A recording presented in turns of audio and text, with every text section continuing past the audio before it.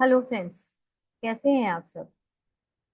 याद है जब हम लोग छोटे थे तो हमारे दादी बाबा नाना नानी मम्मी पापा क्या बोलते थे कि बच्चों जब भी कभी चौराहे पे जाओ तो बहुत ध्यान से जाओ। कुछ चीजों का ध्यान रखो, कहीं चौराहे पे किसी चीज पे पैर ना पड़ जाए।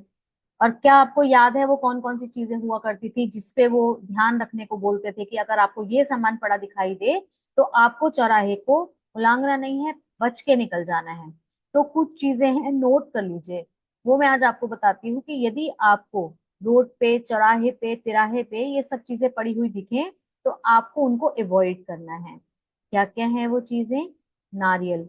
नारियल कहीं भी पड़ा हुआ दिखे तो आपको ऐसा नहीं है कि उसको ठोकर मार के जाना है, आप उसे एब्सोल्युटली अवॉइड कीजिए। ऐसे ही कोई ताबीज, डोरी, पान का पत्ता, लौंगे, सिंदूर, कुमकुम, ऐसी बहुत सारी चीजें हैं जो लोग टोने टोट के काला जादू करने में प्रयोग करते हैं। तो आपको ये ध्यान रखना है कि आप उनको उलांगे नहीं। कई बार आप देखते हैं कि बहुत तरीके की चीजें लोग अपने ऊपर से उतारा करके फेंक देते हैं। तो प्लीज ध्यान से आपको सड़क पार करनी है, ध्यान रखना है अपना। Be happy always.